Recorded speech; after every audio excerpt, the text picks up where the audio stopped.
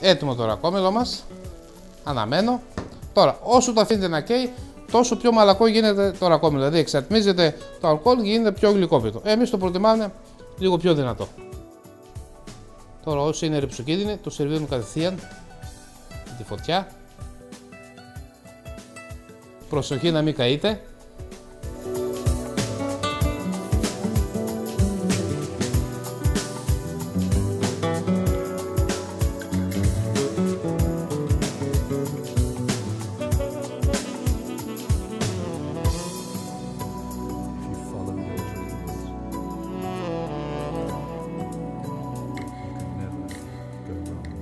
Σήμερα λοιπόν σας φτιάξαμε σαγανάκι σουτζούκι στο φούρνο, με σουτζούκι πολίτικο, με ντοματούλα μικρή και με τυράκι κασεράκι από πάνω.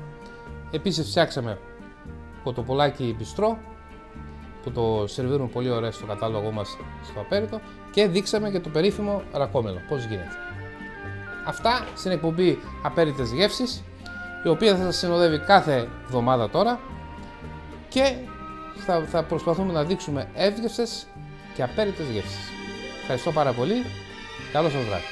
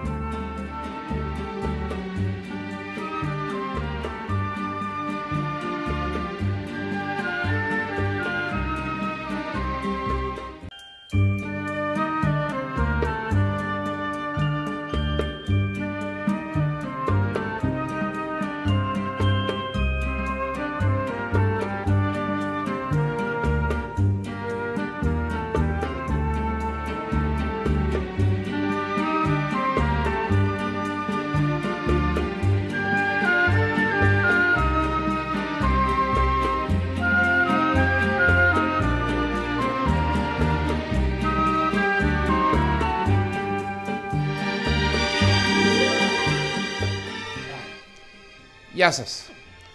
Ξανά άλλη μια εβδομάδα μαζί στις Απέριτες Γεύσεις, στην καινούργια μας εκπομπή που θα σας κρατήσει συντροφιά αυτό το χειμώνα. Λοιπόν, να προχωρήσουμε στα γρήγορα. Σήμερα σας παρουσιάσω μια συνταγή λίγο περίεργη. Περίεργη για την αχαγιά, όχι για την ονό. Λοιπόν, θα κάνουμε σαλιγκάρια. Δεν ξέρω αν ξέρετε τα σαλιγκάρια, αν έχετε. Οι περισσότεροι μπορούν να πούνε εντάξει, δεν αρέσει πολύ κόσμο, αυτό είναι αλήθεια. Αλλά ένα έχω να σου πω. Οι τελευταίες έρευνες που έχουν αποδείξει ότι το κρέας σαλιγκαριών είναι πάρα πολύ θρεπτικό, έχει τη χαμηλότερη περιεκτικότητα σε άλατα, την υψηλότερη περιεκτικότητα σε ιχνοστοιχεία και μέταλλα, και μάλιστα μία έρευνα τελευταία απέδειξε ότι έχει και περισσότερο βιταμίνη, περισσότερο σίδηρο και από το μοσχαρίσιο κρέας. Λοιπόν, γι' αυτό δεν είναι τυχαίο που συμπεριλαμβάνεται και στην περίφημη μεσογειακή κρητική διατροφή, και οι κρητικοί ξέρουμε ότι έχουν σχεδόν το υψηλότερο μέσον όρο ζωής στη γη. Λοιπόν, να προχωρήσουμε σιγά. Να πούμε πρώτα πού μπορούμε να βρούμε τα σαλιγκάρια, γιατί στην Πάτρα είναι λίγο δύσκολο να βρούμε σαλιγκάρια. Δεν μπορούμε να τρέχουμε να μαζεύουμε σαλιγκάρια από τους αγρούς και από τα δέντρα και μετά τη βροχή, με στις λάσπες και με τις γαλότσες. Και φυσικά μετά θέλει και κάποια επεξεργασία, η οποία πολλοί παραλείπουν να την κάνουν και με αποτέλεσμα τα σαλιγκάρια που παίρνουν να μην είναι τόσο καλά. Το σαλιγκάρι λοιπόν πρέπει πριν να μαγειρευτεί να μείνει κοντά σε ένα μήνα μέσα σε ένα κλειστό χώρο. Εμείς το βάζαμε αλεύρι παλιά ή με κάτι άλλο, να καθαρίσει από τις ακαθαριστείες σου και να κλείσει, να πέσει σε μια χειμέρια ανάρκη. Τότε και μόνο τότε είναι κατάλληλο για βρόση.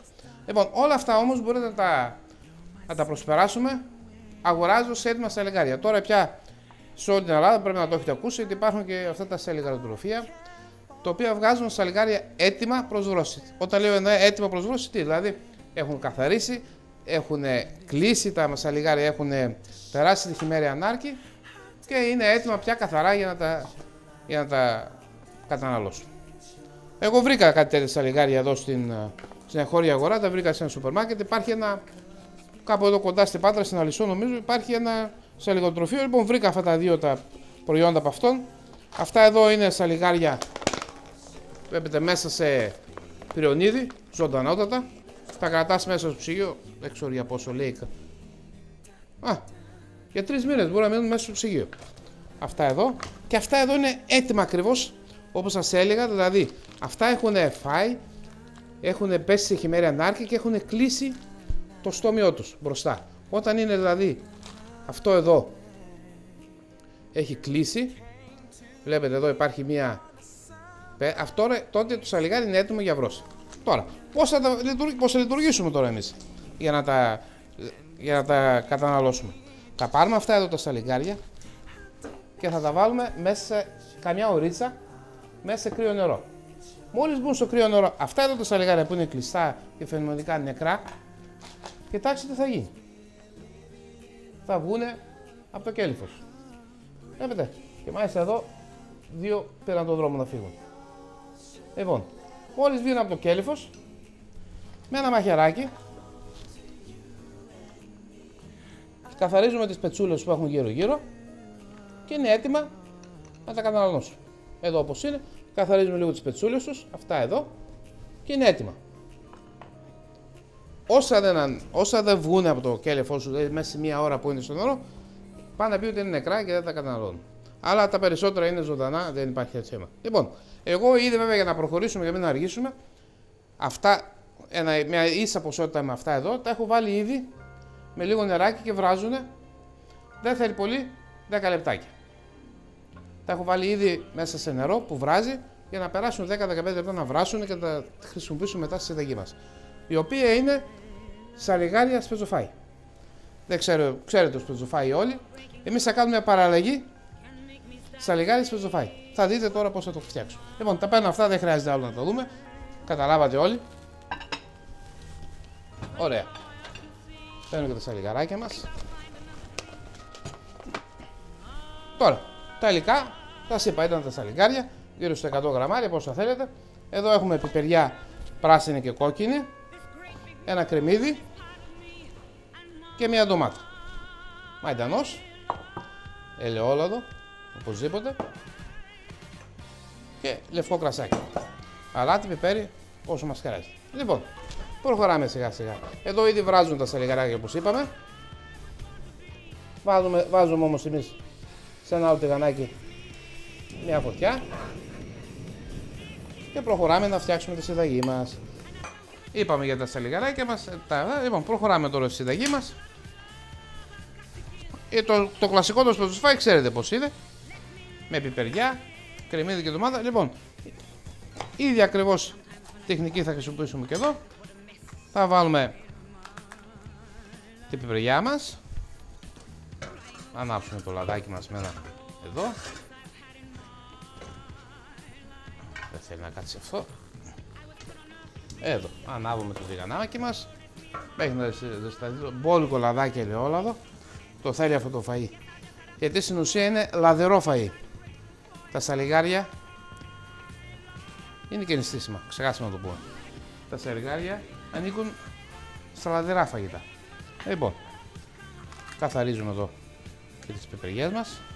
Από μέσα βγάζουμε αυτή την άσπρη μεμβράνη, η οποία δεν έχει καμία γεύση και είναι και άσχημη. Λοιπόν, αυτό το άσπρο το βγάζουμε, καθαρίζουμε τα σποράκια. Είναι πλημμένα, εννοείται, είναι πλημμένη η πιπεριά, δεν το κουβεντιάζουμε αυτό.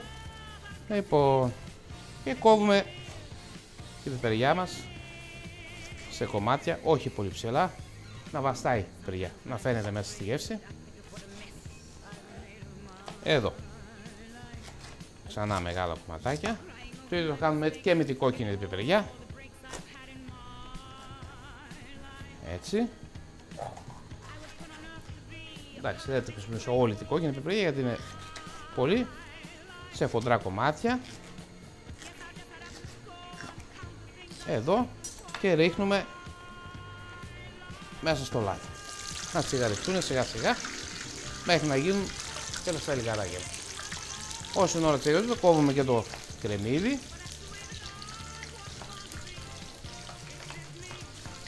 Αυτό σε λίγο πιο ψηλά κομματάκια. Εδώ. Ετοιμάζουμε και τα σκορδάκια μας. Κόβουμε και 2 σκορδάκια. Τα οποία δεν θα τα ρίξουμε τώρα όμως, γιατί αν τα ρίξουμε τώρα και καούνε, θα πετρίσει όλο το φαΐ. Θα τα ρίξουμε μαζί με τα σαλιγάρια μας. Σαλιγάρια ή χοχλή. Λοιπόν, είπαμε πόσο καλό κάνουν τα σαλιγάρια. Είναι και φορείς, έχουν και ανοξίδρωτα. Είχα ένα φίλο που έλεγε έτσι. Ανοξίδρωτα. Τα αντιοξυδωτικά τα έλεγε ανοξίδρωτα. Λοιπόν, τσιγαρίζουμε αυτά εδώ. Φτιάξαμε τις προχθές τις προάλλες, είχαμε στο απέριτο εδώ στο μαγαζί μας, κριτική βραδιά, με σαλιγάρια, χουχλιούς σε κριτική διάλεπτο, πιλάφι, είχαμε κάνει μπουρεκάκια χανιώτικα, βάλαμε μουσική κριτική, περάσαμε ωραία.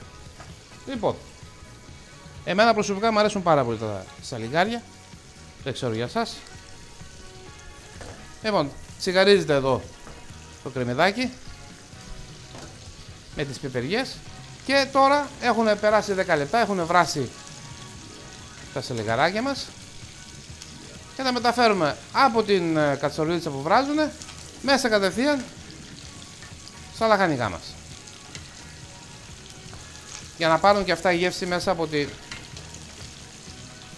από το λάδι και τα λαχανικά. Πετάμε αυτό το νερό, δεν το χρειαζόμαστε.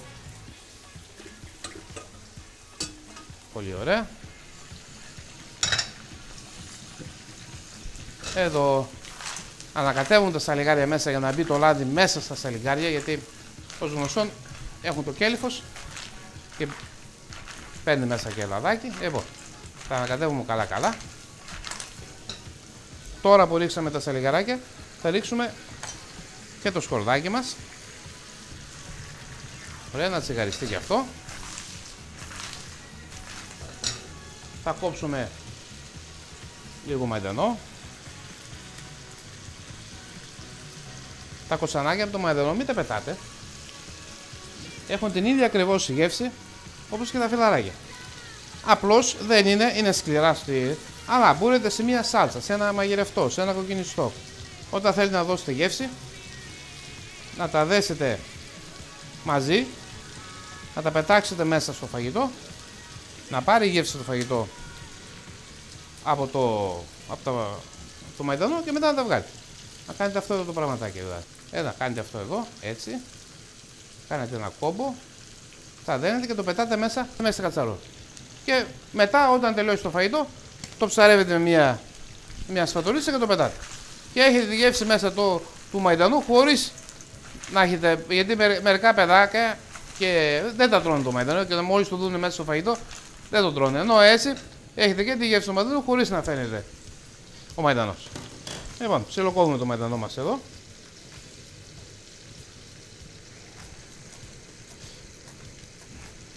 Να είναι έτοιμος. Τώρα και την ντοματούλα μας, φρέσκια ντομάτα πάντα, κόβουμε και αυτήν. Ωραία. Σε κυβάκια. Έτσι. Εδώ.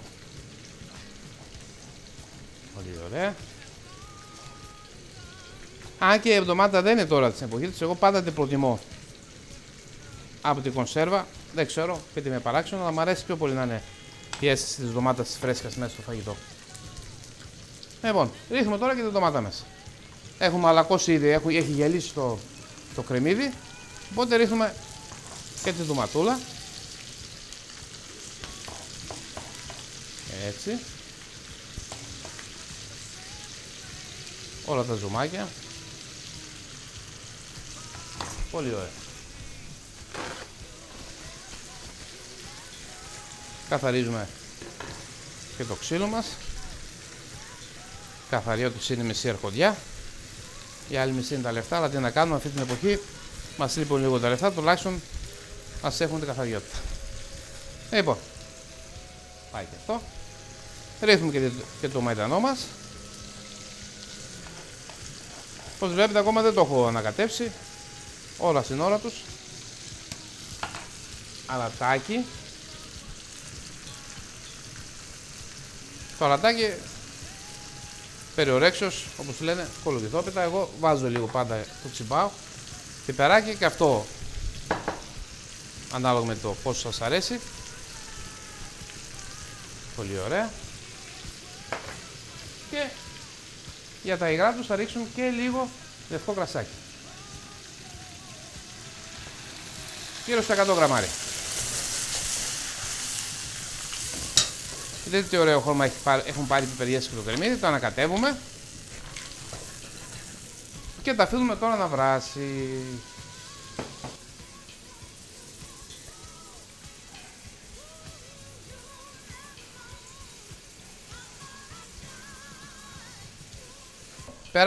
Πέρασε ένα τέταρτο περίπου. Τόσο θέλουν τα σαλιγαράκια να βράσουν. Και το σπετζοφάι με σαλιγάρια, μια πειραγμένη συνταγή, είναι έτοιμο. Το σερβίρουμε και με μπόλικο ψωμάκι, τσιπουράκι από δίπλα, ιρακί και περνάτε πολύ ωραία.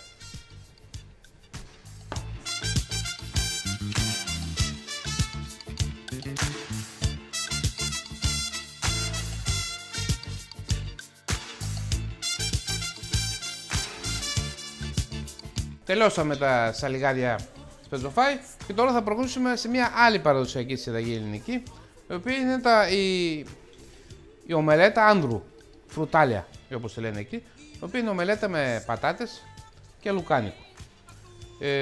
Δεν ξέρω πώς έχετε πάει στις Κυκλάδες, στις Κυκλάδες είναι πολύ διαδομένη συνταγή, τη τρώνε πάρα πολύ και εμένα μου άρεσε και στο μαγάζι εδώ στο Πέριτο, τη φτιάχνουμε φρουτάλια με λουκάνικο χωριάτικο, πατάτες τηγανιτές, είναι εξαιρετική.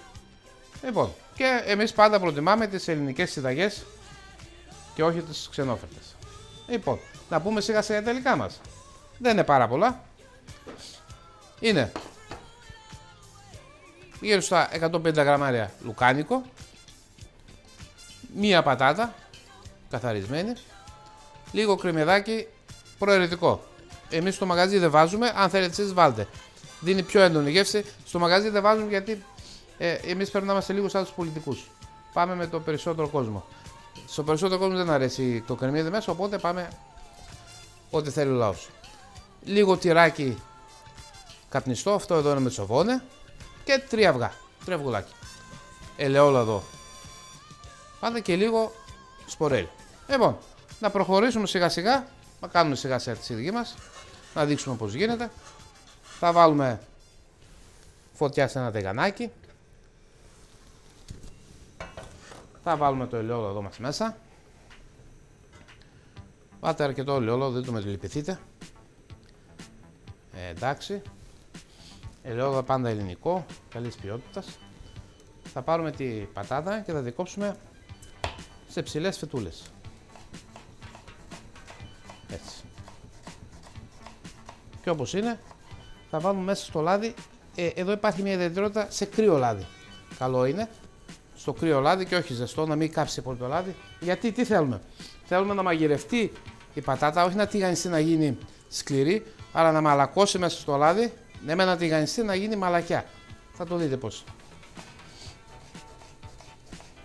Εντάξει. Βάζουμε και το άλλο και την άλλη την πατάτα. Ωραία. Και αφήνουμε εδώ. Θέλει γύρω στο 1 δεκάλεπτο να τη γυρίσει. Όσο θα γίνεται αυτό, εμείς χτυπάμε τα αυγά μας σε ένα χωριστό σκεύος. Αυγουλάκια ελληνικά. Μας πέσανε μερικά τσοφλάκια μέσα, δεν πειράζει, βγάλτε τα. Άμα δεν σπάσεις τσόφλια, αυγά δεν τρως, λένε στο χωριό μου. Λοιπόν, βγάζουμε και αυτό. Πολύ ωραία. Αυγό. Τα πετάμε αυτά. Τα χτυπήσουμε.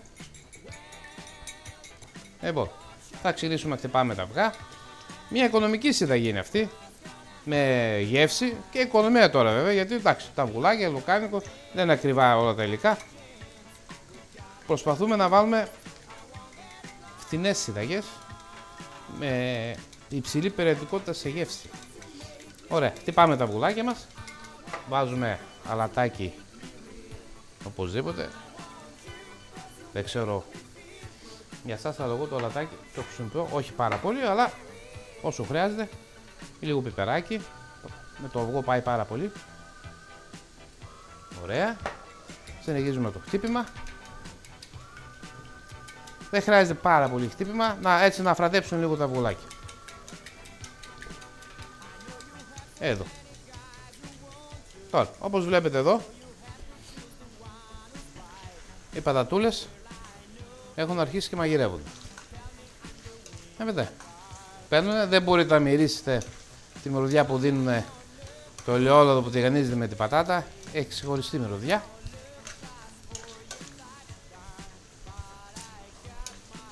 Ωραία. Εντάξει. Θα συνεχίσουμε εδώ. Θα κόψουμε και το λουκάνικο μας. Δεν κάνει αυτό το μαχαίρι. Εδώ. Λοιπόν, κόβουμε και το λουκάνικο.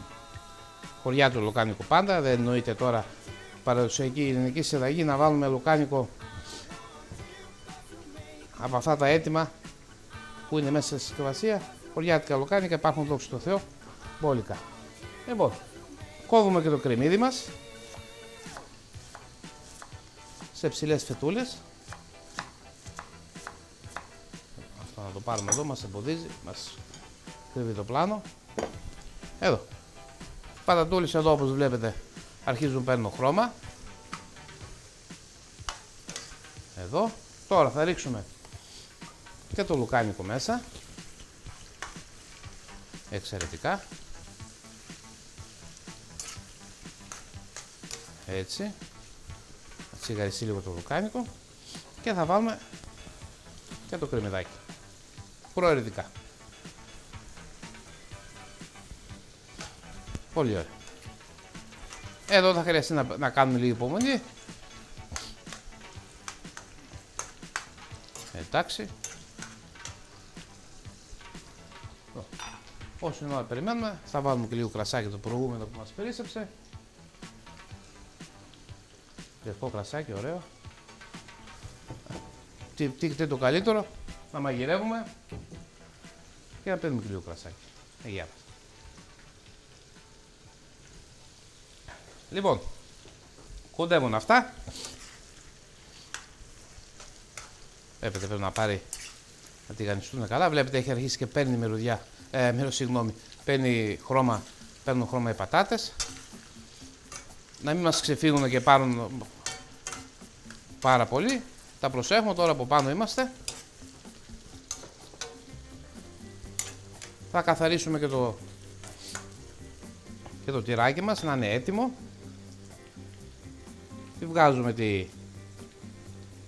το εξωτερικό. Όταν μερικοί όταν δεν θέλουν να να πιούν μαζί με το κρασάκι, δεν το βγάζουν αυτό.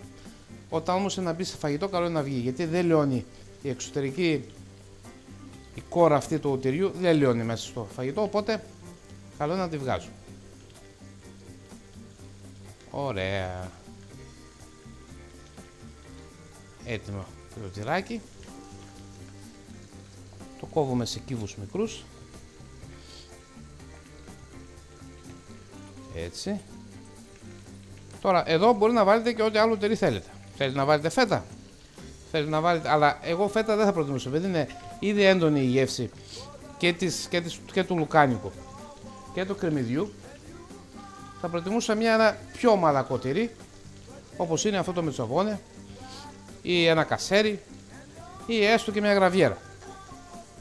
Λοιπόν, ρίχνουμε το τυράκι μέσα στο αυγά με μια τρυπητή κουτάλα τώρα. Βλέπετε εδώ είναι σχεδόν έτοιμα τα υλικά μας. Έτσι, σιγαριστού λίγο ακόμα.